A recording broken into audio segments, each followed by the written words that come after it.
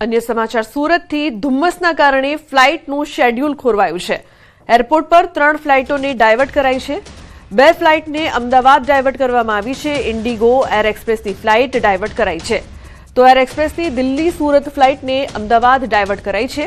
ઇન્ડિગોની દિલ્હી સુરત ફ્લાઇટને પણ અમદાવાદ ડાયવર્ટ કરવામાં આવી છે, તો હૈદરાબાદ સુરતની ફ્લાઇટને વડોદરામાં ડાયવર્ટ કરાઈ છે। તો ધુમ્મસના કારણે ફ્લાઇટનું શેડ્યુલ ખોરવાયું છે।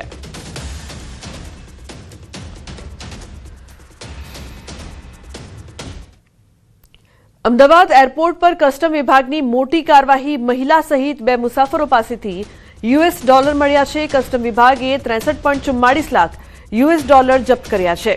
અમદાવાદથી બેંકોક જઈ રહ્યા હતા આરોપીઓ 2 વર્ષમાં એરપોર્ટ પરથી ગેરકાયદે 7 થી 10 કરોડ ઝડપાયા છે, તો 15 થી વધુ કેરિયર પકડી પાડવામાં આવ્યા છે।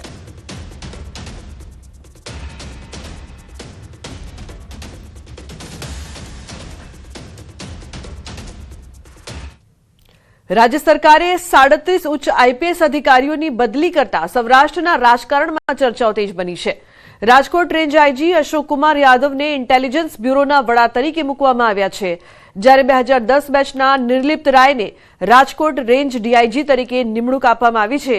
आ निमणूक बाद सोशियल मीडियामां पण चर्चा शरू थई छे।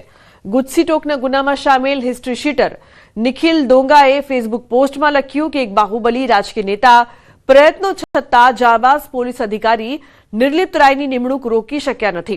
जो कि पोस्टमां कोई नाम नहोतुं लख्युं, परंतु चर्चा छे कि आ संकेत गोंडलना पूर्व धारासभ्य जयराजसिंह जाडेजा तरफ छे। आ मुद्दे जयराजसिंह जाडेजाए स्पष्टता करता जणाव्युं छे कि तेमणे पोते ज गृहमंत्री हर्ष संघवी समक्ष कड़क अने निष्पक्ष अधिकारीनी मांगणी करी हती।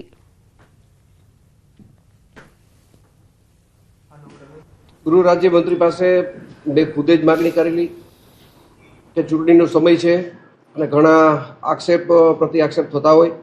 કડક પોલીસ ઓફિસર અને નિષ્ઠાવાન પોલીસ ઓફિસરની રેન્જ ડીઆઈજી તરીકે નિમણૂક કરવામાં આવે એવી મારી જ રજૂઆત હતી, અને હાલમાં જે નિમણૂક થઈ છે એ નિમણૂકને હું આવકારું છું।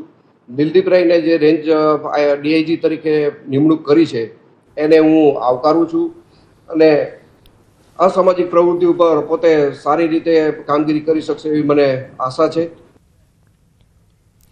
પોલીસને જ દારૂ બંધ કરાવવા કરાઈ છે આજીજી। દારૂ વેચનારાને દંડ કરવા ગ્રામજનોની અપીલ। દારૂબંધીને લઈને દિયોદરના બોડા ગામના લોકોનો મોટો નિર્ણય। બોડા ગામમાં દારૂ પીનારને 5,100 રૂપિયાનો દંડ, ગામમાં દારૂ વેચનારને 51,000 રૂપિયાનો દંડ। તો ગ્રામજનોએ બેઠક યોજીને નિર્ણય લીધો છે। ગ્રામજનોએ પોલીસ મથકે પણ રજૂઆત કરી છે। દારૂ પીનાર અને વેચનાર સામે કડક કાર્યવાહી કરવા ગ્રામજનોએ અપીલ કરી છે।